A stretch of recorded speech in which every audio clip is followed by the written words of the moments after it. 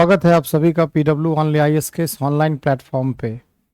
आज के सेशन में मैं गौतम आनंद भारतीय समाज के आंसर राइटिंग प्रैक्टिस में आप सबका स्वागत करता हूं। आज की कक्षा में हम लोग भारतीय समाज के रिमेनिंग खंड से जुड़े हुए प्रश्नों पर चर्चा करेंगे। उत्तर लेखन शैली कैसे व्यवस्थित करनी है, किन बातों का ध्यान रखना है, प्रश्न की मुख्य मांग क्या है, प्रश्न की मुख्य मांग को समझते हुए कैसे हमें उत्तर लिखना है। तो इससे संबंधित आज की पूरी यह कक्षा आपको समर्पित है। जैसा कि आप सभी जानते हैं कि भारतीय समाज खंड के कुछ शुरुआती टॉपिक पर मैंने पहले भी एक वीडियो आपके आंसर इंप्रूवमेंट के लिए पोस्ट किया है। यह उसी श्रृंखला के अंतर्गत द्वितीय कड़ी है जिसमें हम भारतीय समाज के कई अन्य खंडों से संबंधित प्रश्नों पर चर्चा करेंगे। जैसा कि आप सभी जानते हैं कि भारतीय समाज जीएस पेपर 1 के अंतर्गत शामिल है, जहां प्रत्येक वर्ष 5 से लेकर 8 सवाल तक मिनिमम 6 सवाल यहां से पूछे जाते हैं, जिसमें 10 मार्क्स के 3 अंक और 15 मार्क्स के 3 अंक यहां से सवाल बनते हैं।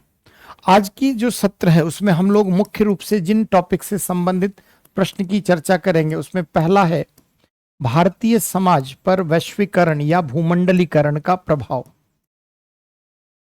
भारतीय समाज पर वैश्वीकरण या भूमंडलीकरण का प्रभाव, effect of globalisation on Indian society. प्रत्येक वर्ष कम से कम एक सवाल वैश्वीकरण के भारतीय समाज पे प्रभाव से पूछे जाते हैं। दूसरा जो आज का टॉपिक रहेगा वह क्षेत्रवाद या प्रादेशिकता, रीजनलिज्म। तीसरा सांप्रदायिकता,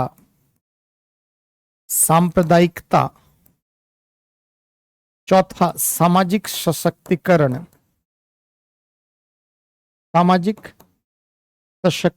सोशल एम्पावरमेंट।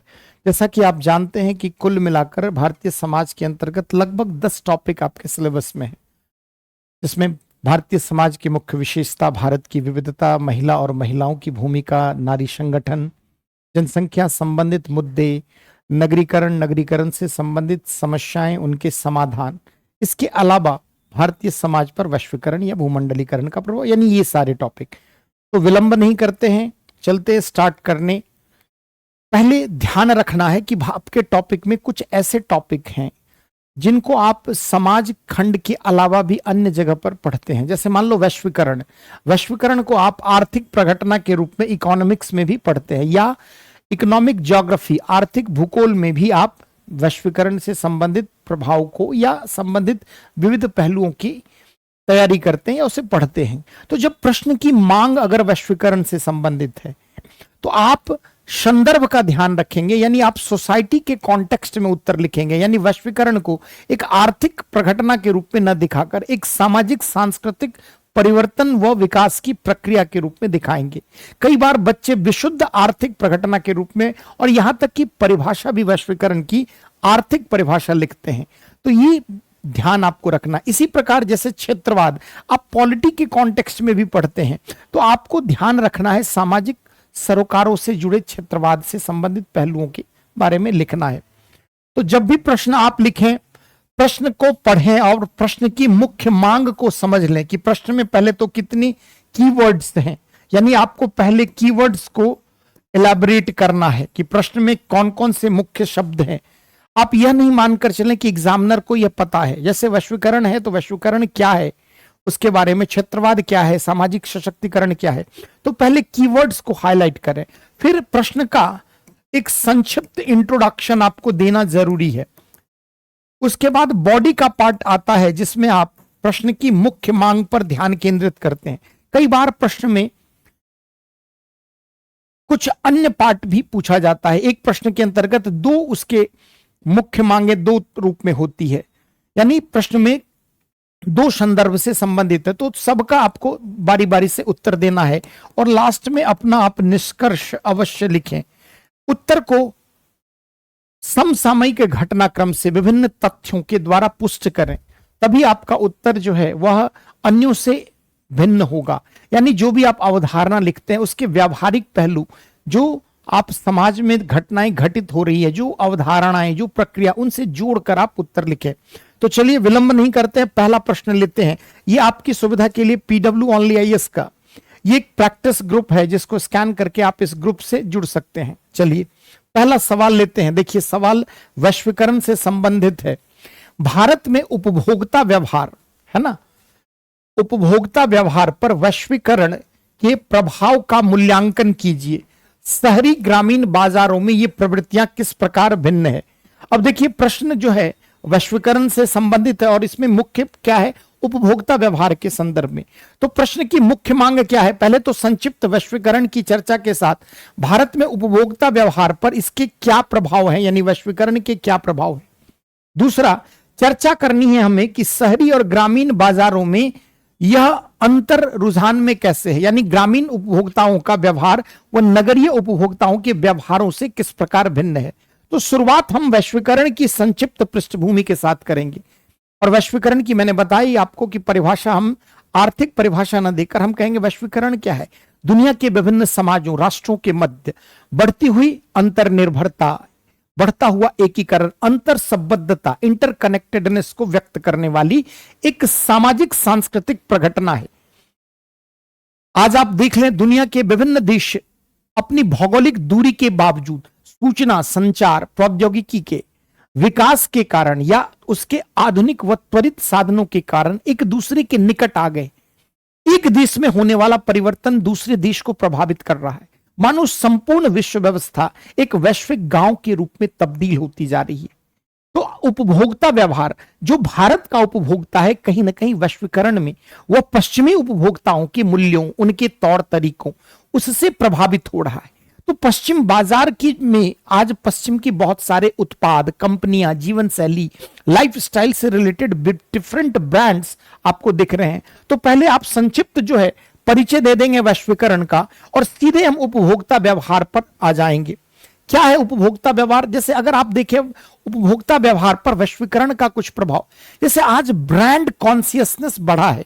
आज आप देखें चाहे कपड़े हो, जूते हो, घड़ी हो, मोबाइल हो, टीवी हो, हर चीज में जो आज वैश्वीकरण के कारण जो हमारी जनसंख्या है वो कहीं ना कहीं शिक्षित हुई है, जागरूक हुई है। और ऐसी स्थिति में अंतर्राष्ट्रीय ब्रांडों का प्रचलन विश्व के स्तर पर देखा जा रहा है। आज आप देख लीजिए Reebok, Nike, Puma, Sony, Apple, Microsoft जैसे मल्टीनेशनल कंपनीज आज हमारे यहां कहीं ना कहीं व्यापार के क्षेत्र में अग्रणी है। तो पहली बात आप उपभोक्ता व्यवहार पर क्या दिखाएंगे कि आज ब्रांड कॉन्शियसनेस बढ़ा है, ब्रांड के प्रति जागरूकता का सृजन हुआ है। जैसे आज कई, जैसे फूड चेन में आप ले सकते हैं, जैसे मैकडोनाल्ड, केएफसी, सबवे, ये सब फूड चेन है जो अमेरिकन कंपनी आज इंडिया में इसके आउटलेट खोल रहे हैं। जीन्स में जैसे लेवाइस के, नाइकी जूते, प्यूमा के जूते, स्विस वॉच, आज आप देखिए लोगों की आय बढ़ी है तो कहीं ना कहीं अंतरराष्ट्रीय ब्रांड की तरफ खास करके मध्यम वर्ग का रुझान बढ़ा है, तो आप दिखा सकते हैं। दूसरा आप क्या दिखाएंगे, जैसे लोग आज ई कॉमर्स की तरफ बढ़ रहे हैं। आज आप घर बैठे आप ऑनलाइन शॉपिंग कर रहे हैं, अमेजन के जरिए, फ्लिपकार्ट के जरिए, कई ऐसे बहुत सारे प्लेटफॉर्म है ई कॉमर्स से रिलेटेड। तो आज जो नगरीय जनता है, खास करके जो अर्बन कंज्यूमर है, वह घर बैठे ही ऑनलाइन शॉपिंग करता है। जहां उसे बचत हो, जहां उसे क्वालिटी एश्योरेंस मिले, तो वह विभिन्न प्रकार से, कई लोग व्यस्तता भरी जिंदगी, जीवन शैली के कारण दुकान तक नहीं पहुंच पाते। यहां तक कि आज राशन, ब्लिंकिट, आज आप अपने राशन से संबंधित उत्पाद भी क्या कर रहे हैं, घर बैठे ऑनलाइन ऑर्डर कर रहे हैं। तो दूसरा आप क्या दिखा सकते हैं, पहला अंतरराष्ट्रीय ब्रांड का प्रसार, दूसरा ई कॉमर्स, जैसे मैंने बताया कि अमेजन, फ्लिपकार्ट, ये सब दिखा। आय के स्रोत में जब बढ़ेगी, अगर आय का स्रोत बढ़ेगा तो लोग खर्च करना चाहेंगे। अगर आपकी इनकम बढ़ेगी तो आप हर क्षेत्र में क्वालिटी को प्रेफरेंस देंगे। आज वही हो रहा है कि वस्तु और सेवा के बीच आज आयात निर्यात के स्तर पर वृद्धि के कारण कई लोग विश्व स्तर पर कमाई करने का नया स्रोत, जैसे आउटसोर्सिंग के कारण बहुत सारे भारतीय मूल के लोग बाहर काम कर रहे हैं। आज लोगों की आय बढ़ी है, बहुराष्ट्रीय निगमों की भारत में उपस्थिति, आर्थिक क्षेत्र में रोजगार के अवसरों की उपलब्धता के कारण लोगों की आय बढ़ी है। आय बढ़ी है तो कहीं ना कहीं कंज्यूमर जो है वह खर्च करने को अधिक प्रेरित हुआ है। पहले लोगों में सेविंग टेंडेंसी बहुत होती थी, लेकिन आज अगर आप देखिए तो आज लोगों में खर्चने की प्रवृत्ति है। आज आप देखें प्लास्टिक मनी के बढ़ते प्रचलन के कारण ईएमआई पर, क्रेडिट कार्ड, इनके जरिए आप अपनी सैलरी पर बिना कोई अतिरिक्त वित्तीय दबाव के आप साधारण किस्तों में, सरल किस्तों में आप उत्पाद खरीद सकते हैं। तो आप यह भी दिखा सकते हैं कि आय के स्रोत में वृद्धि से कैसे उपभोक्ता व्यवहार प्रभावित हुआ है। स्वास्थ्य और फिटनेस को लेकर लोगों में जागरूकता, लोग फिट रहना चाहते हैं। आज आप देखिए कि जिम कितने अधिक हमारे अर्बन एरिया में खुले हैं। तो ये सब उपभोक्ताओं से संबंधित नया ट्रेंड है। जैसे कंज्यूमर जो इलेक्ट्रॉनिक जो गुड्स हैं, इनका बाजार बहुत तेजी से बढ़ा है। जैसे smartphone, tablet, television, TV, camera, ये सब जो इलेक्ट्रॉनिक उत्पाद है, इसको लेकर जो कंज्यूमर गुड्स से रिलेटेड है, जैसे वॉशिंग मशीन, फ्रिज, ये सब जो है इनका अधिक से अधिक बिक्री बढ़ा है। और यह दुनिया के स्थान पर, जैसे आज आप देखिए भारत में एप्पल, सैमसंग, एलजी, दुनिया की बड़े बड़े कंपनी जो है उनकी प्रोडक्ट बहुत बिक रहे हैं, उनका कहीं ना कहीं डोमिनेंस है। यात्रा और पर्यटन, कई लोग जो है आज दुनिया के स्तर पर घूमने में खर्च कर रहे हैं। लोग उपभोक्ता व्यवहार कहीं ना कहीं क्वालिटी पर्पस से, लोग अपने व्यस्तता भरी जीवन से निकलकर छुट्टियां, एक हॉलिडे का प्रचलन आया है कि लोग हॉलिडे के लिए 2 दिन 4 दिन निकालते हैं। ये सब वैश्वीकरण के दौर में बढ़ा है। उदाहरण के लिए यूरोप और दक्षिण पूर्व एशिया जैसे गंतव्य भारतीय यात्रियों के बीच लोकप्रिय हो रहे हैं। आज आप देखिए लोग जो है साउथ ईस्ट एशियन कंट्री में जा रहे हैं टूरिज्म के लिए, यूरोप जा रहे हैं, अमेरिका जा रहे हैं, ऑस्ट्रेलिया जा रहे हैं। ऑब्वियसली पहले ये चीजें कम थी, लोगों की आय बढ़ी है। वित्तीय सेवाओं का विस्तार, इसके पीछे कारण भी क्या है? मैंने आपको बताया कि आज बहुत सारे क्रेडिट कार्ड, बैंक से रिलेटेड बहुत सारी फैसिलिटीज है आपके पास, जहां पर आप ईएमआई में भुगतान करके बहुत सारी, तो आज बैंकिंग जो है प्रणाली है उसका भी बहुत विकास हुआ है। आज आपके पास बहुत सारे वित्तीय सेवाओं से संबंधित आसान शर्तों पर आपके लिए उनकी उपलब्धता सुनिश्चित हो पाई है। कई जैसे HSC bank, HSBC bank, city bank, कई दुनिया के बड़े बड़े जो बैंक हैं आज हमारे यहां अपनी सर्विस प्रोवाइड कर रहे हैं। तो ये आप बता सकते हैं। अब देखो प्रश्न का दूसरा मांग क्या था कि अर्बन और रूरल जो मतदाता है, उपभोक्ता है, सॉरी मतदाता नहीं, उपभोक्ता व्यवहार में क्या अंतर है? तो शहरी जो उपभोक्ता हैं वो थोड़े अधिक जागरूक हैं, ब्रांड कॉन्शियस हैं, अधिक कहीं ना कहीं ब्रांड के चयन पर बल देते हैं। लेकिन जो गांव के लोग हैं आज भी वहां पर ब्रांड जागरूकता क्या है, सीमित है। लेकिन आज गांव में भी स्मार्टफोन का प्रचलन आया है, 5G 4G, कहीं ना कहीं इंटरनेट की कनेक्टिविटी के कारण आज गांव में भी लोग थोड़ा बहुत मार्केटिंग, ऑनलाइन शॉपिंग की तरफ बढ़ रहे हैं। लेकिन जितना ब्रांड को लेकर जागरूकता अर्बन एरिया में उसकी तुलना में ग्रामीण बाजार में कम है। ऑनलाइन शॉपिंग, मॉल, सुपरमार्केट, इन सब का प्रचलन नगरीय क्षेत्र में अधिक है। ग्रामीण क्षेत्र में पारंपरिक खुदरा प्रारूप, लोग दुकान से ही सामान अधिक खरीद रहे हैं। इसके अलावा अगर हम कहें जैसे कि जो अधिक भोग विलासिता से युक्त चीजें हैं उनका अर्बन एरिया में अधिक है, जैसे कार, जैसे लोगों के जीवन से संबंधित महंगे कपड़े, महंगे आभूषण, महंगी घड़ियां, महंगे जूते, ये सब अर्बन एरिया में ज्यादा, ऑब्वियसली जहां आय अधिक होगा वहां अधिक। जबकि जो ग्रामीण उपभोक्ता है इन विलासितापूर्ण उत्पादों पर कम खर्च कर पाता है। जीवन शैली में परिवर्तन के कारण जंक फूड, फास्ट फूड का प्रचलन अर्बन एरिया में ज्यादा है। लेकिन आज भी ग्रामीण क्षेत्र में जो परंपरागत आहार है उस पर अधिक बल है। हालांकि गांव में भी मैगी, गांव में भी कई जो है नूडल्स, ये सब वहां भी आज दिखाई पड़ रहे हैं। लेकिन फिर भी अंतर आपको दिखेगा। जो शहरी बाजार है वो उच्च आय वाला समाज है, वह अधिक टेक्नो सैवी है, टेक्नोलॉजी के प्रति एक अलग प्रेम है और वहां पर अधिकतम नवीन मॉडर्न टेक्नोलॉजी, लेटेस्ट टेक्नोलॉजी, इन सब पर गैजेट्स, इलेक्ट्रॉनिक गैजेट्स, डिवाइस, इन पर बल दिया जाता है। जबकि ग्रामीण बाजार जो है वो थोड़ा उनकी आय सीमित होने के कारण वे बहुत उच्च गुणवत्ता वाले उत्पाद को खरीद पाने में सक्षम नहीं है। तो ये सब आप अंतर बता सकते हैं। अर्बन एरिया में मनोरंजन के विविध विकल्प हैं, है ना। जैसे आज आप देखिए, आज आप बहुत सारी वेब सीरीज आप देख सकते हैं, डिफरेंट प्लेटफॉर्म है ओटीटी पर, नेटफ्लिक्स है, प्राइम है, सोनी लिव है, G5 है, कई ऐसे प्लेटफॉर्म है जहां पर आप कुछ पे करके आप एक्सेस कर सकते हैं मनोरंजन के लिए। तो अर्बन एरिया में चूंकि आय अधिक है, जागरूकता अधिक है, कनेक्टिविटी फैसिलिटी अधिक है, तो वहां पर इस प्रकार के जैसे नेटफ्लिक्स या अमेजन प्राइम, इन सब का अधिक प्रचलन है, जबकि ग्रामीण क्षेत्र में सीमित विकल्प हैं। एक तो वहां प्रौद्योगिकी का विकास कम हुआ है, इंटरनेट की सुविधा नहीं है, बिजली पानी आदि की व्यवस्था आज वहां पर आज भी कम है, तो ये आप बता सकते हैं। तो वैश्वीकरण ने क्या किया है, धीरे धीरे भारत में उपभोक्ता व्यवहार को बहुत गहराई में प्रभावित किया है। खास करके शहरी बाजार जो है उच्च आय और जोखिम के कारण वैश्विक उपभोग की तरह एक मजबूत बदलाव। आज आप देखिए हमारे जो उच्च मध्यम वर्गीय हैं, उनका रहन सहन, उनकी जीवन शैली, उनके खान पान के तरीके, उनके पहनावे, उनके द्वारा यूज किए जाने वाले उत्पाद कहीं ना कहीं वो अंतर्राष्ट्रीय स्तर के हैं। तो ये सब आपको दिखाना है इस प्रश्न में। चलते हैं दूसरे प्रश्न की ओर। क्षेत्रवाद, रीजनलिज्म, प्रादेशिकता। कहता है क्षेत्रवाद किस हद तक सांप्रदायिक तनाव को बढ़ाता है, विशिष्ट उदाहरणों के साथ चर्चा करिए। तो पहले तो क्षेत्रवाद क्या है ये आप बताएंगे, दूसरा सांप्रदायिकता क्या है। तो इसकी प्रश्न की मुख्य मांग क्या है कि क्षेत्रवाद सांप्रदायिक तनाव को किस सीमा तक बढ़ाता है, विशिष्ट उदाहरण देने हैं। चलिए तो पहले हम क्या करेंगे, क्षेत्रवाद बताएंगे। किसी भी क्षेत्र विशेष के प्रति लगाव, प्रेम, समर्पण की भावना, और इस क्रम में यह भावना अन्य क्षेत्रों की उपेक्षा करे। और कई बार क्षेत्रवाद की बढ़ती भावना के कारण व्यक्ति अपने क्षेत्र विशेष के प्रति इतना अंधभक्त हो जाता है कि वह राष्ट्रीय हित की भी अनदेखी कर देता है।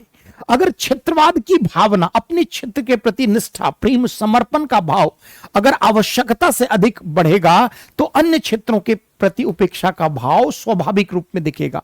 तो आप यही बताएंगे कि क्षेत्रवाद क्या है, पहले आप स्पष्ट करेंगे। किसी विशिष्ट क्षेत्र के प्रति निष्ठा पर बल देता है, और जैसे हर क्षेत्र की अपनी संस्कृति है, अपनी भाषा है, अपनी सांस्कृतिक विविधता है, अपने खान पान, अपनी पहनावे, अपने रहन सहन, अपनी प्रथा, अपनी परंपरा, और क्षेत्रवादी भावना अगर है तो आप अपनी संस्कृति, अपनी भाषा, अपनी जीवन शैली, अपने तौर तरीके को अन्यों की तुलना में श्रेष्ठ मानने लगते हैं। अब यही ऐसी स्थिति में कहीं ना कहीं अन्य क्षेत्रीय विचारधाराओं से आपका टकराहट शुरू होता है, और अगर भाषा के नाम पर, क्षेत्र के नाम पर कहीं ना कहीं यह क्षेत्रवाद की उग्र भावना जो है वह सांप्रदायिकता को भी बढ़ा। जैसे सांप्रदायिकता को मुख्यतः धर्म तक ही हम सीमित मानते हैं, लेकिन सांप्रदायिकता में हम भाषाई और धार्मिक दोनों प्रकार की सांप्रदायिकता का सामान्य अर्थ क्या है कि सांप्रदायिकता एक राष्ट्र विरोधी, समाज विरोधी दृष्टिकोण है, विचारधारा है, मत है, जिसमें कोई व्यक्ति अपनी भाषा, अपने धर्म के प्रति आवश्यकता से अधिक अनुराग रखता है, प्रेम रखता है, और किसी अन्य धर्म या भाषा समूह की उपेक्षा करता है, और कई बार तो वह राष्ट्रीय हित की भी चिंता नहीं करता है। तो अगर क्षेत्रवाद की उग्र भावना है तो वह सांप्रदायिक विचारधारा को भी जन्म देती है। तो पहले पार्ट में आप ये बताएंगे जैसे क्षेत्रवाद किस प्रकार सांप्रदायिक तनाव को बढ़ाता है। पहला क्या है, सांस्कृतिक विशिष्टता, अपनी संस्कृति को अन्य संस्कृति की तुलना में तरजीह देना, प्राथमिकता देना। और ऐसी स्थिति में क्या होता है कि जो क्षेत्रवाद की भावना है वो सांस्कृतिक श्रेष्ठता की भावना को बढ़ावा देती है, और इसके कारण प्रमुख स्थानीय संस्कृतियां जो है वो अन्य समुदाय को क्या करती है, हाशिए पर रखती है, और इसके कारण बहिष्कार और शत्रुता का वातावरण निर्मित होता है। जैसे मान लो कि कोई भाषाई समूह किसी क्षेत्र में रह रहा है जो डोमिनेंट है, किसी क्षेत्र समूह की प्रमुख भाषा है, उसको बोलने वाला समुदाय, लेकिन वहीं पर कोई अन्य समुदाय है जिसकी भाषा के स्तर पर जो अल्पसंख्यक है, ऐसी स्थिति में उसके प्रति सामाजिक बहिष्करण, भेदभाव स्वाभाविक रूप में दिखता है। उदाहरण के लिए कर्नाटक में दक्षिण की भावना ने उत्तर भारतीय प्रवासियों के विरुद्ध शत्रुता का जन्म दिया है। महाराष्ट्र में बिहार, उत्तर प्रदेश के विरुद्ध जो होने वाली घटनाएं वो क्षेत्रवाद की ही उग्र अभिव्यक्ति है। संसाधन संबंधित प्रतिस्पर्धा, क्षेत्रवाद में स्थानीय लोगों को क्या लगता है कि जो बाहरी श्रमिक है, जो प्रवासी हैं, वो उनका हक मार रहे हैं, वो उनके रोजगार के अवसर पर कहीं ना कहीं उसको वह निगल रहे हैं। ऐसी स्थिति में स्थानीय समुदाय और बाहरी प्रवासी के मध्य टकराहट है, और कई बार यह हिंसक संघर्ष तक है। जैसे आप देखिए असम में नौकरी की प्रतिस्पर्धा के कारण बिहारी विरोधी भावनाएं, महाराष्ट्र में उत्तर प्रदेश बिहार के विरोधी भावनाएं, निजातीय पहचान, कई बार क्षेत्रीय पहचान, निजातीय पहचान संघर्ष को भी क्या करता है, एथनिक कॉन्फ्लिक्ट को भी बढ़ावा देता है। जैसे मान लीजिए कोई निजातीय समूह है जो एथनिक ग्रुप है, जैसे नागा, कुकी, इन जन या बोडो, अगर वे अपनी नृजातीय पहचान को लेकर, अपने क्षेत्र में रहने वाले किसी विशिष्ट नृजातीय पहचान को लेकर अगर अधिक समर्पित हों, तो फिर नृजातीय संघर्ष भी दिखाई पड़ते हैं, एथनिक कॉन्फ्लिक्ट। उदाहरण के रूप में 2008 असम के उदालगुड़ी और दारंग जिलों में बोडो और मुसलमानों के बीच संघर्ष में लगभग 70 लोग मारे गए और 1 लाख से अधिक विस्थापित हुए। यह क्षेत्रवाद की नकारात्मक प्रवृत्ति का ही। भाषाई राजनीति, भाषा के आधार पर क्षेत्रवाद की राजनीति हावी हो, जैसे दक्षिण बनाम हिंदी, दक्षिण भारतीय भाषाओं बनाम हिंदी आपने कई जगह पढ़ा है। तो भाषा विरोध की भी राजनीति आप दिखा सकते हैं, वो उसके पीछे भी क्षेत्रवाद की राजनीति है। भाषा आधारित क्षेत्रवाद भाषाई अल्पसंख्यक को हाशिए पर धकेल देता है, जिससे बड़े पैमाने पर सांप्रदायिक तनाव और सामाजिक वैमनस्य उत्पन्न होता है। उदाहरण के लिए तमिलनाडु में हिंदी विरोधी आंदोलन ने हिंदी भाषा समुदायों को हाशिए पर धकेल दिया। तो ये सब आप दिखा सकते हैं। प्रवासन और जनसंख्या परिवर्तन, कई बार बाहरी किसी क्षेत्र विशेष में अगर आवश्यकता से अधिक प्रवास होने लगे, बाहरी लोगों का प्रवसन होने लगे, माइग्रेशन, तो वहां स्थानीय लोग कम पड़ जाते हैं और बाह्य लोगों का बहुमत देखा जाता है, बहुसंख्यक। ऐसी स्थिति में कॉन्फ्लिक्ट होता है। स्थानीय जनसंख्या, डेमोग्राफिकल स्ट्रक्चर जो है वो चेंज हो जाती है और इसको लेकर भी कॉन्फ्लिक्ट है। उदाहरण के लिए पूर्वोत्तर भारत में बंगाली प्रवासियों के प्रति स्थानीय विरोध के कारण सांप्रदायिक हिंसा हुई है। तो ये सब आप दिखा सकते हैं कि क्षेत्रवाद किस पर बल देता है जी? स्थानीय पहचान, स्थानीय जातीय समीकरण, स्थानीय भाषा, स्थानीय संस्कृति, स्थानीय प्रथा, परंपरा का महिमा मंडन कर वह वोटों को लामबंद करता है। तो जो भी क्षेत्रीय राजनीतिक दल हैं वे क्षेत्रवाद की नकारात्मक राजनीति करते हैं। उनका मकसद अपने क्षेत्र का उत्थान, विकास, कल्याण की बातों पर बल देकर उस स्थान विशेष के लोगों को आकर्षित करना है और इस क्रम में वे अन्य क्षेत्र, अन्य भाषाई, अन्य सांस्कृतिक समूह की उपेक्षा करते हैं, जिससे तनाव बढ़ता है। यही आपको बताना है। तो क्या हम कर सकते हैं? सांप्रदायिक आगे बढ़ते हुए हम कम कैसे कर सकते हैं? तो समावेशी विकास को प्रोत्साहन देकर, राष्ट्रीय एकता को मजबूत करके, संवाद को बढ़ावा देकर और प्रभावी शासन सुनिश्चित करके भारत में हम क्षेत्रीय आकांक्षाओं को राष्ट्रीय एकजुटता के साथ सामंजस्य, जैसे हमारा संविधान भी क्या करता है, क्षेत्रीय आकांक्षाओं को संतुष्ट करने के लिए आपके संविधान ने भारत की सांस्कृतिक विविधता को स्वीकारा है। जो विविधता में एकता है, हर क्षेत्र विशेष की अपनी भाषा, अपनी संस्कृति, अपनी प्रथा, अपनी परंपरा, तो हमारा संविधान भी क्षेत्रीय आकांक्षाओं को पुष्ट करने का कार्य करता है। तो ये सब आप दिखा सकते हैं। चलते हैं आगे। इसमें कैसे हम क्षेत्रवाद के नकारात्मक प्रभाव को कम करने के लिए क्या कर सकते हैं? ऑब्वियसली जिन जिन कारणों से क्षेत्रवाद की नकारात्मक राजनीति हावी होती है वो सब आप लिख। समावेशी विकास, संतुलित क्षेत्रीय विकास, हर क्षेत्र के विकास के लाभों में समान भागीदारी। ऐसा ना हो कि कुछ विशिष्ट राज्य आगे बढ़ जाएं और बहुत सारे राज्य जो है उपेक्षा और वंचना का शिकार हो। तो समावेशी विकास की बात करें, जहां क्षेत्रीय असमानताओं को हम अत्यधिक कम करने पर बल दें, ऐसी हम नीतियां बनाएं जिससे हर क्षेत्र का विकास हो। उदाहरण के लिए क्षेत्रीय समानताओं के अंतर को समाप्त करने के लिए बुनियादी ढांचे, शिक्षा और स्वास्थ्य सेवा पर ध्यान केंद्रित करते हुए पूर्वोत्तर भारत विकास योजना जैसे क्षेत्र विशिष्ट विकास कार्यक्रम, तो ये अगर आप करेंगे तो क्षेत्रवाद की नकारात्मक राजनीति का। शैक्षणिक सुधार, पाठ्यक्रम में हमें क्या करना होगा? राष्ट्रीय एकता, विविधता में एकता जैसे मूल्य से बच्चों को युक्त करना होगा और अपने साझी एकता, साझी ऐतिहासिक व सांस्कृतिक विरासत के प्रति सम्मान के भाव से अपने बच्चों को तैयार करना होगा। तो शिक्षा के स्तर पर सुधार करना होगा। अंतर क्षेत्रीय संवाद, विभिन्न क्षेत्रों के मध्य द्वंद्व है, कोई भी अगर तनाव है, कोई समस्या है, उन सब के निदान के लिए बेहतर संवाद स्थापित करना होगा। जैसे उदाहरण के लिए अंतरराज्यीय परिषद आपने पढ़ा है पॉलिटी में, हमारे इसके द्वारा हम क्या करते हैं? विभिन्न राज्यों के मध्य बेहतर संवाद स्थापित करने की। आर्थिक प्रोत्साहन, हर क्षेत्र में जो विकास के लाभों से वंचित है उन क्षेत्रों के कल्याण, उत्थान और विकास के लिए हमें प्रयास करने की जरूरत है। पारदर्शी शासन, तो जो भी पारदर्शितापूर्ण और जवाबदेहिता सुनिश्चित करना है, सबको विकास के लाभों में भागीदार बनाना है। अगर ये सब हम करते हैं तो क्षेत्रवाद की नकारात्मक भावना पर हम नकेल कस सकते हैं, कहीं ना कहीं नियंत्रण स्थापित। सामुदायिक पुलिसिंग के द्वारा समुदाय और कानून प्रवर्तन एजेंसियों को विश्वास और सहयोग में वृद्धि करना है। कई बार विश्वास संकट होता है, लोगों का व्यवस्था के प्रति, लोगों का राज्य के प्रति असंतोष की भावना होती है, उसको कम करने में सामुदायिक पुलिसिंग, संस्कृति का आदान प्रदान को बढ़ावा देना, ये सब आप दिखा सकते हैं। तो अगर क्षेत्रवाद की नकारात्मक राजनीति पर नकेल कसना है, तो अगर हम ऐसा कर पाने में सफल है तो सांप्रदायिक तनाव ऑब्वियसली कम होंगे। आगे चलते हैं। भारत में वैश्वीकरण के कारण सामाजिक सांस्कृतिक परिवर्तनों की चर्चा कीजिए। भारतीय समाज पर इसके सकारात्मक और नकारात्मक प्रभाव कौन है?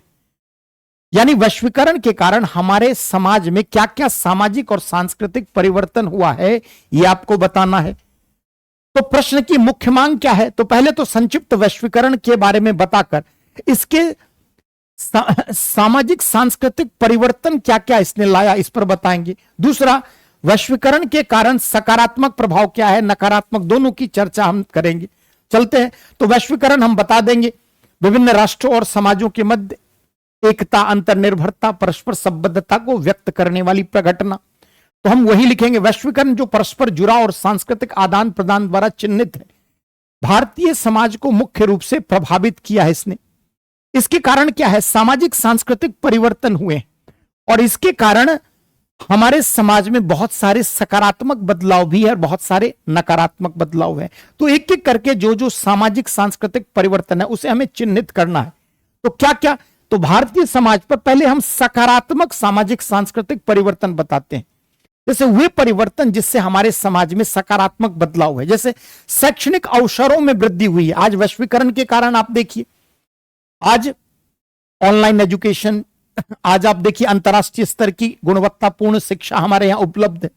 उदाहरण के लिए आईआईटी बॉम्बे और एमआईटी जैसे भारतीय संस्थानों के बीच साझेदारी, जो दुनिया का सबसे अग्रणी प्रौद्योगिकी संस्थान है एमआईटी और उसका इंडियन इंस्टीट्यूट ऑफ टेक्नोलॉजी के साथ ज्वाइंट पार्टनरशिप, और इससे हमारी शिक्षा व्यवस्था, महिला सशक्तिकरण। कल तक हमारी महिलाएं जो है वो जेंडर आधारित भेदभाव का शिकार हो रही थी, लेकिन वैश्वीकरण के कारण विभिन्न आंदोलन हुए, सिविल समाज ने महिलाओं के हितों के लिए कार्य किया, बहुत सारे स्वयं सहायता समूह, बहुत एनजीओ, बहुत सारे प्रयास हुए और उनसे महिलाओं की सामाजिक आर्थिक स्थिति में सुधार हुआ है।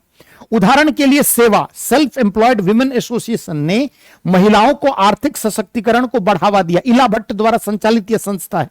तो ये सब सामाजिक सांस्कृतिक परिवर्तन। बेहतर स्वास्थ्य सेवाओं तक पहुंच, आज आप देख लीजिए हमारे स्वास्थ्य सेवाओं की गुणवत्ता कैसे बढ़ी है। शहरीकरण और बुनियादी ढांचे का विकास, वैश्वीकरण के कारण आज आप अर्बन एरिया को डेवलप कर रहे हैं। आप क्या कह रहे हैं कि नगरीकरण से कहीं ना कहीं आर्थिक विकास को बल होगा, तो ये सब आप दिखा सकते हैं। सामाजिक गतिशीलता में बढ़ोतरी हुई।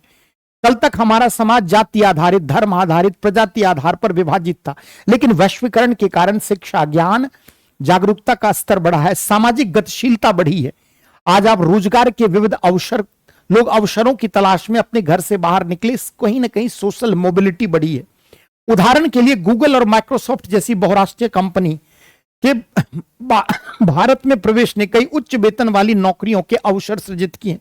तो ये सब हम संस्कृति के क्षेत्र में क्या बदला हुआ है? सांस्कृतिक आदान प्रदान और विविधता।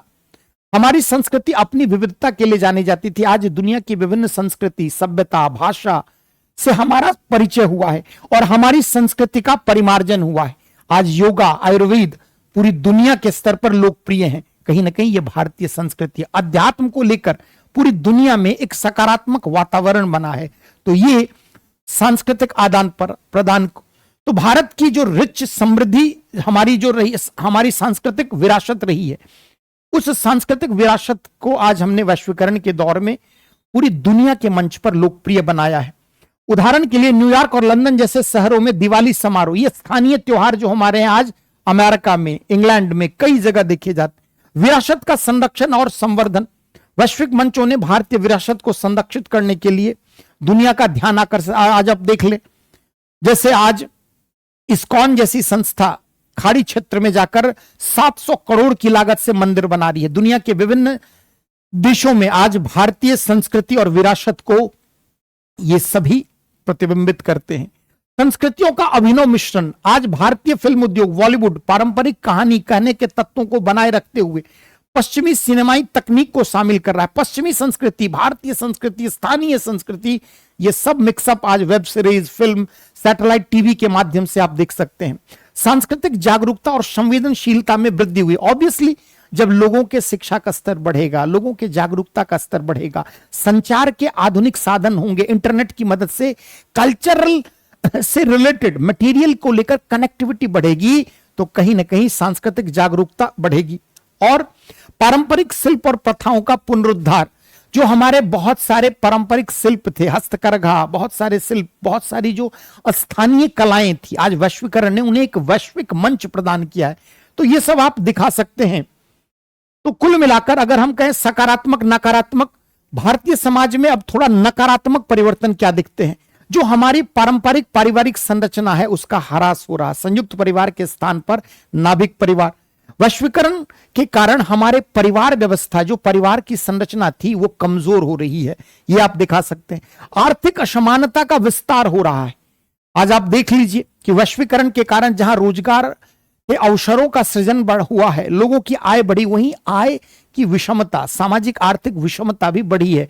ऑक्सफैम की रिपोर्ट आप पढ़ें, बहुत सारे, तो ये भी आप दिखा सकते हैं। उपभोक्तावाद में अतिवृद्धि से स्थानीय स्तर पर समस्या आ रही है। आज ई कॉमर्स के प्रचलन के कारण हमारे स्थानीय जो विक्रेता हैं उनके जीवन निर्वाह का संकट, ये सब आप दिखा सकते हैं। तो नकारात्मक प्रभाव में स्वदेशी भाषाओं, अंग्रेजी का बढ़ता हुआ कद, आज आप देख लीजिए कई भारतीय भाषाएं व लिपियां अपने अस्तित्व के लिए संघर्ष कर रही हैं। अंग्रेजी का बढ़ता हुआ दबदबा, पश्चिमी संस्कृति, पश्चिमी सभ्यता, पश्चिमी भाषाएं, पश्चिमी जीवन शैली का हमारे समाज में बढ़ता हुआ प्रचलन, ये सब आप दिखा सकते हैं। तो कुल मिलाकर भारतीय समाज और संस्कृति में क्या परिवर्तन हुआ है वो सब, जैसे हमारी सांस्कृतिक विविधता खत्म होती जा रही है और सांस्कृतिक समरूपता बढ़ती जा रही है।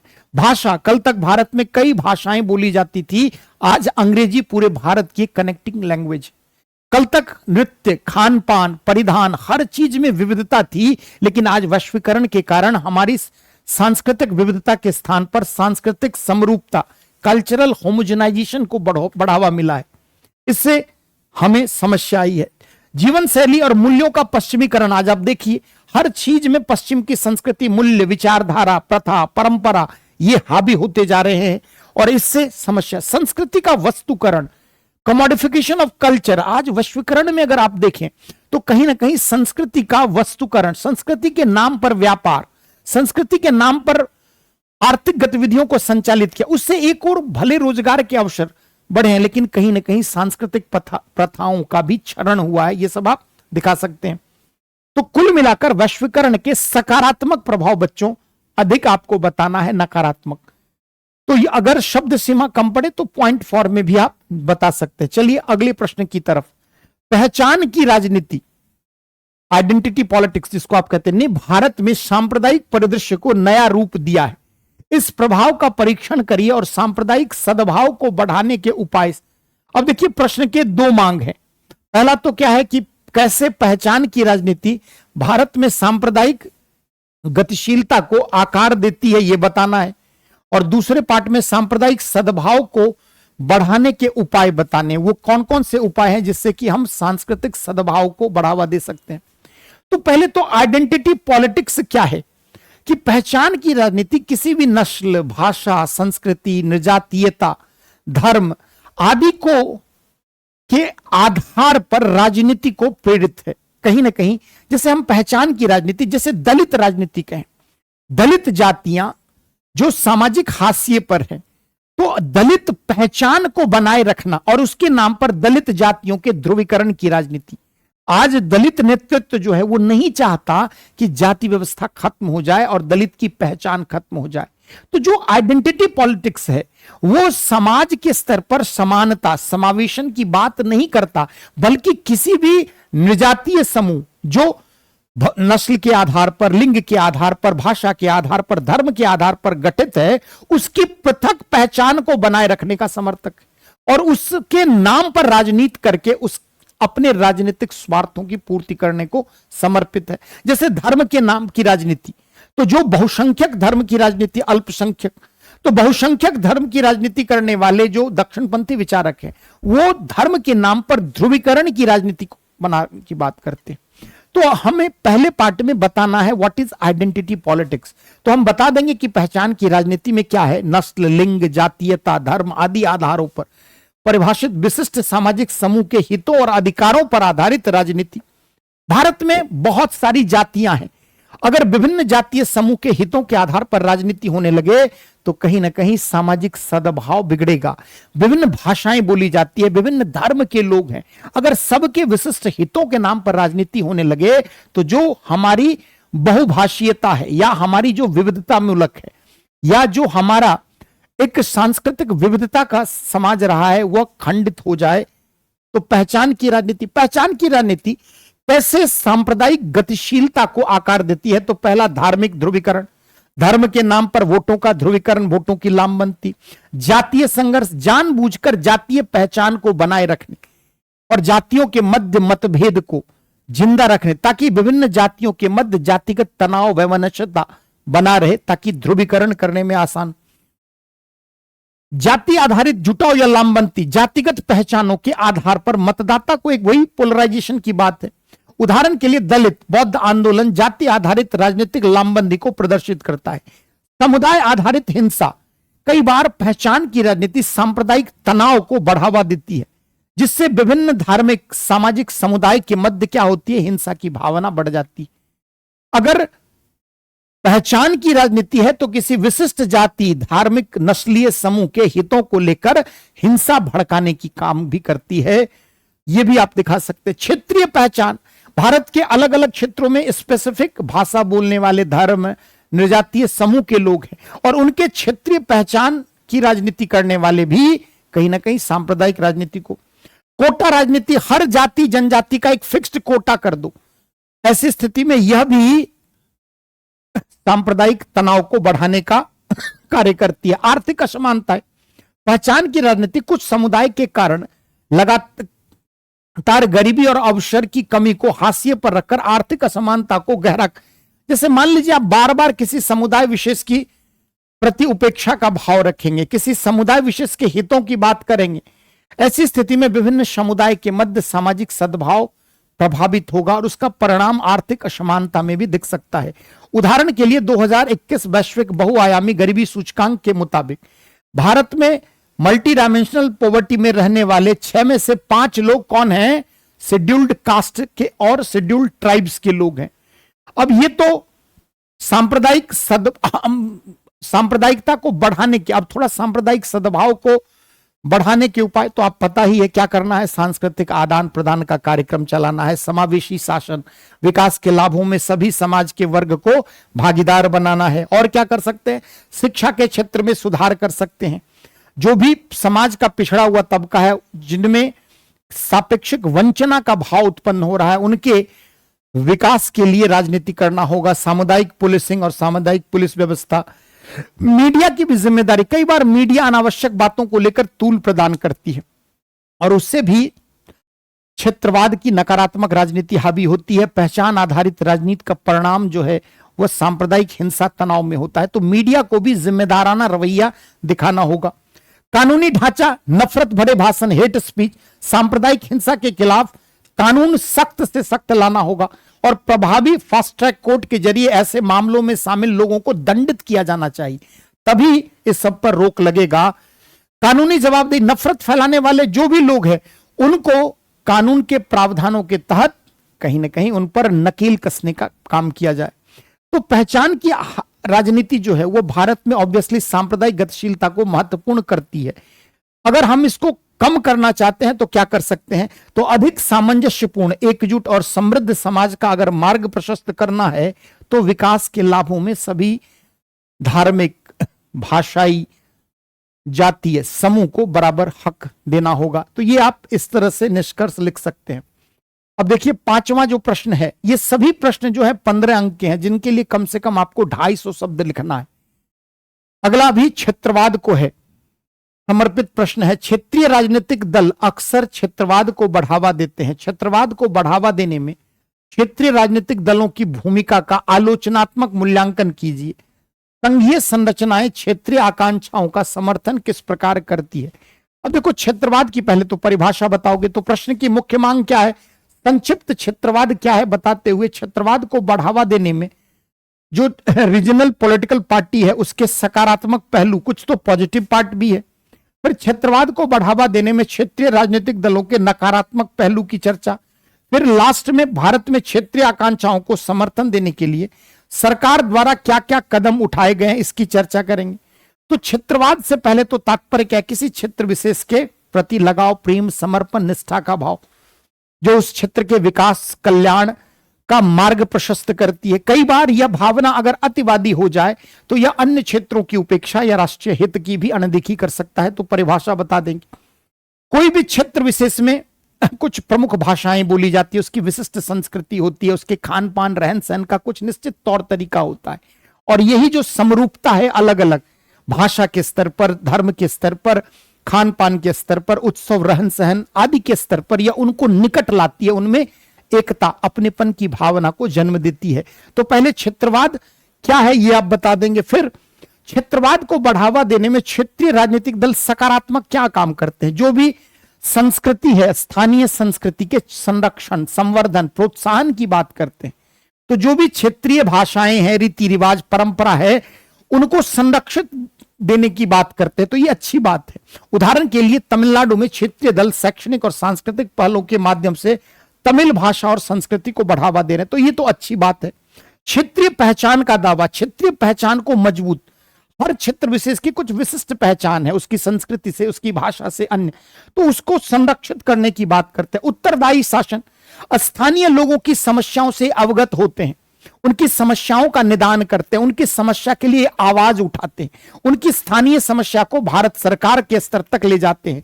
तो एक उत्तरदायी शासन प्रदान करके क्षेत्रीय विकास को यह बल प्रदान करते हैं। अनुकूलित सामाजिक नीतियां, हर क्षेत्र विशेष के लिए क्या बेस्ट सुटेबल पॉलिसी हो, ये वहां के पॉलिसी मेकर अच्छे से समझते हैं। तो हर क्षेत्र विशेष के अनुकूल क्या विकास प्रेरित नीतियां बनानी चाहिए। उस क्षेत्र की विशिष्ट जनसंख्या, भौगोलिक, सांस्कृतिक जो पहलू हैं उनका ध्यान रखकर नीति बनाने से कहीं ना कहीं विकास अधिक होता है। संघर्ष समाधान, स्थानीय संघर्षों में मध्यस्थता, क्षेत्रीय स्तर पर जो समस्या है समाधान करने के लिए क्षेत्रीय राजनीतिक दल। तो ये सब तो सकारात्मक प्रभाव है। कुछ नकारात्मक, जैसे क्षेत्रीय राजनीतिक दल कैसे क्षेत्रवाद की नकारात्मक भावना को बढ़ाते हैं। तो पहला, विभाजन को बढ़ावा देना, राष्ट्रीय पहचान से अलग क्षेत्रीय पहचान की बात करना, अधिक क्षेत्रीय भाषा, संस्कृति के प्रति निष्ठा का भाव। तो पहला पार्ट दिखा ले। उदाहरण के लिए क्षेत्रीय पार्टी आंदोलन द्वारा संचालित पश्चिम बंगाल में एक अलग गोरखालैंड की मांग, कई बार क्षेत्रवाद की बढ़ती हुई भावना, अलगाववाद, पृथकतावाद, उसको भी अधिक प्रेरित कर सकती है। तो ये भी आप बता सकते हैं। राष्ट्रीय एकता में बाधा, ऑब्वियसली राष्ट्र की एकता और अखंडता के लिए ऐसी नकारात्मक प्रवृत्ति सदैव बाधक होगी। क्षेत्रीय अंधभक्ति, किसी क्षेत्र विशेष की आवश्यकता से अधिक अंधभक्ति करने से एक ऐसी मानसिकता होगी जो अन्य राज्य या राष्ट्र के प्रति शत्रुता या वैमनस्यता या बाहरी लोगों के प्रति शत्रुता का भाव उत्पन्न करेगी। तो ये आप दिखा सकते हैं। आर्थिक असमानताएं, क्षेत्रीय विकास पर ध्यान केंद्रित करने से कभी कभी व्यापक राष्ट्रीय आर्थिक रणनीतियों की अनदेखी हो सकती है कि पूरे राष्ट्र के स्तर पर क्या हो रहा है, उससे आप अनभिज्ञ होकर अपने क्षेत्र के लिए काम करें तो कई बार इसके नुकसान भी होते हैं।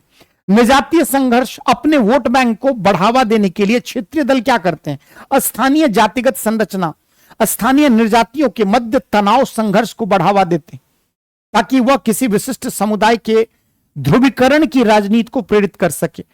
तो आप ये सब दिखा सकते हैं। क्षेत्रीय आकांक्षा को बढ़ावा देने के लिए क्या कर सकते हैं। तो पहला, समान संसाधन आवंटन, सभी क्षेत्रों के विकास के लिए समान अवसर के लिए जरूरी क्या है कि कोई अगर पिछड़ा क्षेत्र है तो संतुलित क्षेत्रीय विकास की नीति के तहत उसे अधिक संसाधन प्रोवाइड किया जाए। अंतरराज्यीय परिषद, अनुच्छेद 263 में है ही कि भारत में अगर हम कहें विभिन्न राज्यों के मध्य सहयोग के वातावरण को बढ़ाने के लिए अंतरराज्यीय परिषद, तो इसके जरिए और हम क्या कह सकते हैं, विशेष आर्थिक क्षेत्र, विभिन्न क्षेत्र में जो पिछड़े क्षेत्र हैं वहां पर किसी विशिष्ट सेवा से संबंधित, उद्योग से संबंधित हम स्पेशल इकोनॉमिक जोन बना सकते हैं, सेज, SEZ, और वहां से क्षेत्रीय आर्थिक विकास को बढ़ावा मिल सकता है। सांस्कृतिक और भाषाई संरक्षण, किसी क्षेत्र विशेष की भाषा, संस्कृति को संरक्षण के लिए नीतियां बना सकते हैं। अगर ये सब आप करते हैं तो कहीं ना कहीं क्षेत्रवाद की नकारात्मक भावना पर नियंत्रण लगा सकते हैं। क्षेत्रीय संस्थाओं को सशक्त बनाना, स्थानीय जो क्षेत्रीय संस्था है उसको और एम्पावर्ड करना, क्षेत्रीय परियोजनाओं के लिए संघीय अनुदान, बहुत सारे जो क्षेत्रीय कार्यक्रम है, योजना है, नीतियां, उसके लिए केंद्र सरकार द्वारा अनुदान दिया जाना। अगर आप ये सब करते हैं तो कहीं ना कहीं क्षेत्रवाद की नकारात्मक राजनीति पर नियंत्रण लगा सकते हैं। सभी की भागीदारी विकास के लाभों में संतुलित क्षेत्रीय विकास की नीति, समावेशी विकास की नीति अगर आप बनाएंगे तो क्षेत्रवाद के नकारात्मक परिणाम कम होंगे। तो आप ये सब दिखा सकते हैं। चलते हैं अगले प्रश्न की तरफ। भारत में हाशिए पर पड़े समुदायों के उत्थान में सामाजिक सशक्तिकरण योजनाओं की भूमिका का परीक्षण करें। अपने उत्तर के समर्थन में उदाहरण दें। पहले तो आप इसमें सामाजिक सशक्तिकरण क्या है संक्षेप में बताएंगे।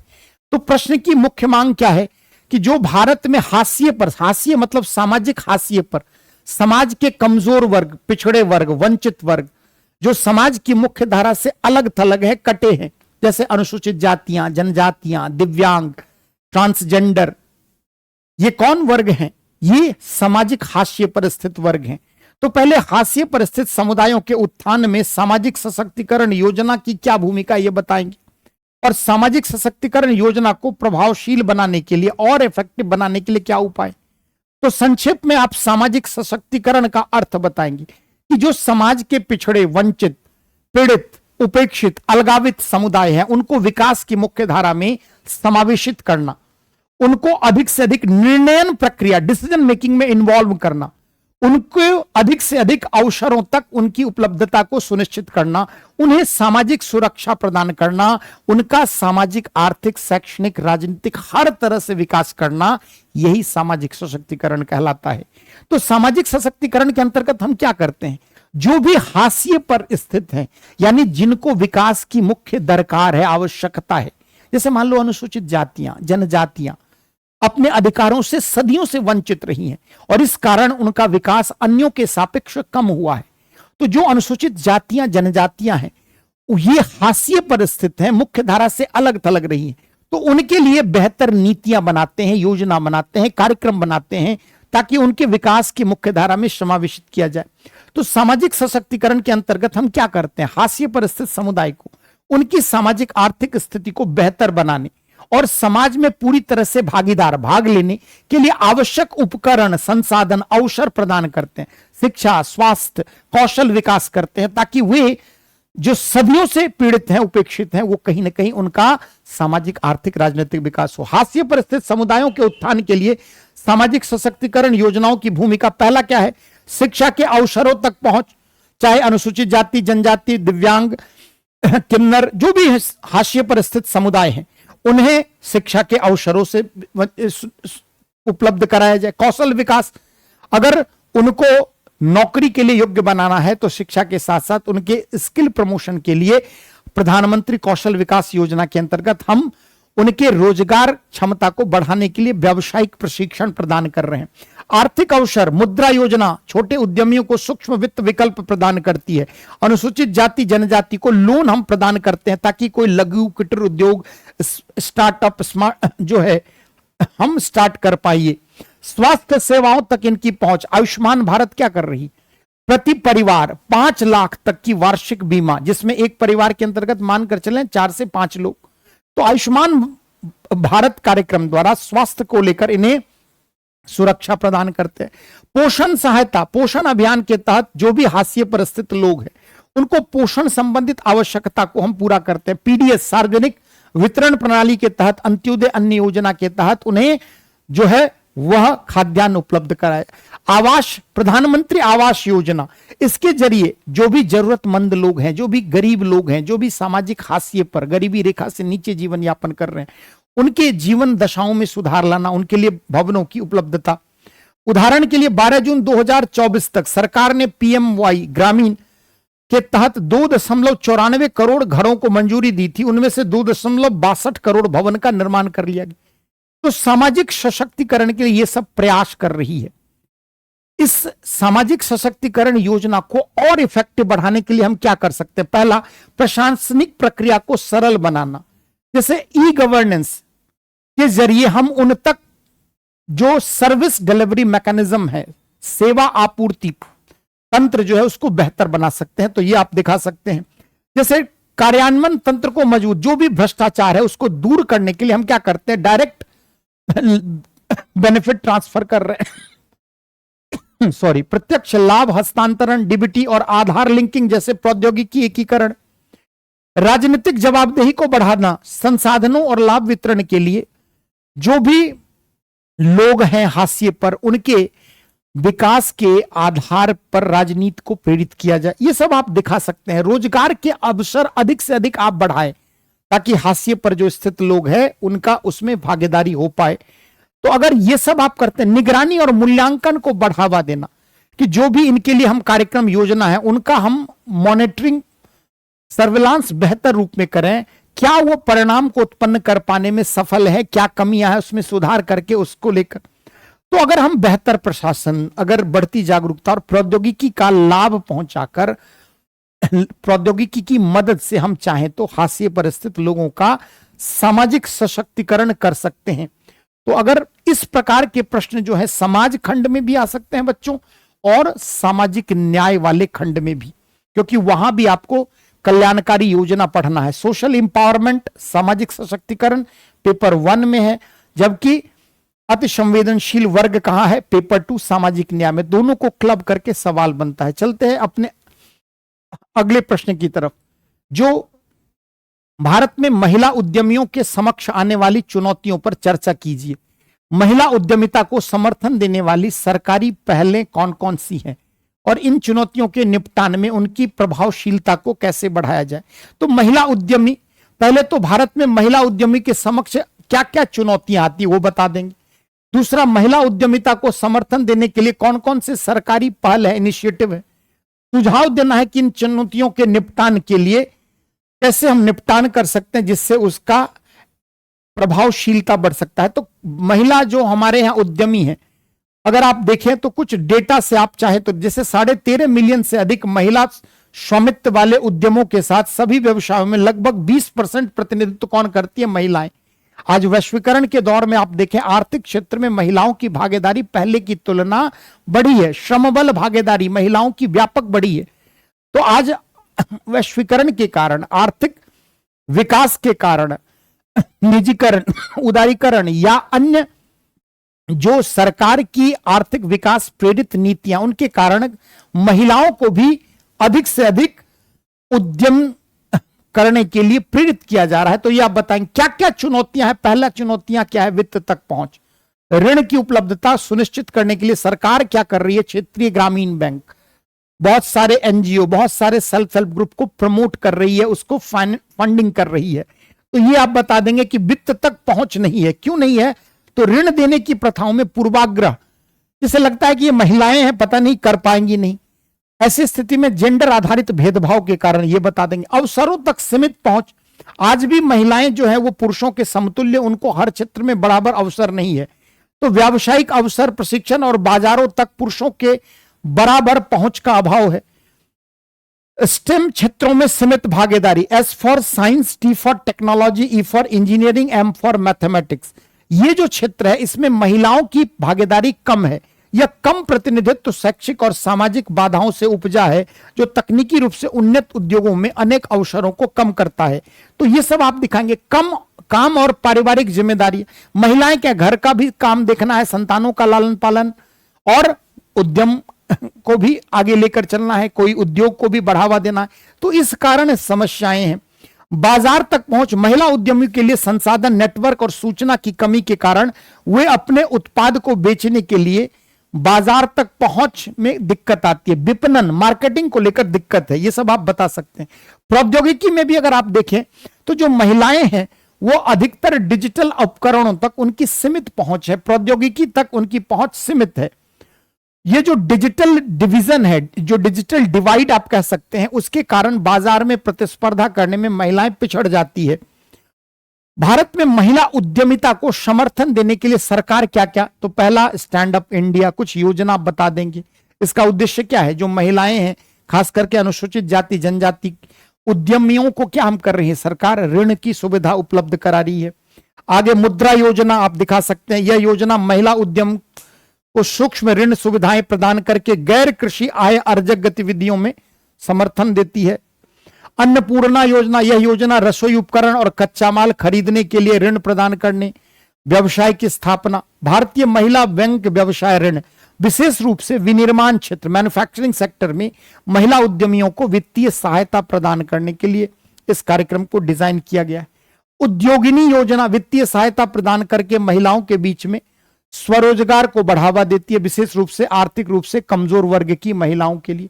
तो आप ये सब दिखा सकते हैं, उससे क्या होगा, कहीं ना कहीं विकास होगा। अब लास्ट में जो प्रश्न की अंतिम मांग है कि महिला उद्यमियों के लिए सरकारी पहल को प्रभावशाली बनाने के लिए क्या किया जाए, तो पहला जागरूकता और पहुंच बढ़ाएं, ऋण प्रक्रिया को सरलीकृत करें, है ना, कौशल विकास कार्यक्रम को अत्यधिक, ताकि व्यावसायिक शिक्षा के बाद कौशल विकास कार्यक्रम को अधिक, नेटवर्किंग अवसरों को बढ़ावा देना, बुनियादी ढांचा जो इंफ्रास्ट्रक्चर है विशेष करके ग्रामीण क्षेत्र में उसमें आपको सुधार करने की जरूरत है, सतत निगरानी और फीडबैक प्रदान करना, जो हमारी इनके कल्याण के लिए योजना है उनकी मॉनिटरिंग को लेकर ध्यान रखना है। अगर महिला आधी आबादी है, आधी दुनिया कहते हो, अगर भारत को $5 ट्रिलियन इकोनॉमी बनानी है तो भारत अपनी आधी आबादी को नजरअंदाज नहीं कर सकता। तो आज महिला उद्यमियों को आगे बढ़ाने के लिए सरकार को काफी सुधार देने की आवश्यकता है। तो इसी प्रकार से आप समाज खंड के उत्तर को लिखेंगे। जब भी बच्चों उत्तर लिखते हैं आप कीवर्ड्स का ध्यान रखें, एक रफ स्ट्रक्चर बना लें प्रैक्टिस करते वक्त और उसी स्ट्रक्चर के अकॉर्डिंग बढ़े। अपने मत जरूर 2 लाइन भी अवश्य डालें। उम्मीद करता हूं कि भारतीय समाज खंड के इन प्रश्नों के द्वारा आपकी समझ थोड़ी जरूर बेहतर हुई होगी। आप सबका बहुत बहुत धन्यवाद। लेखन कार्य जारी रहे, सफलता मिलनी ही है। Thank you very much.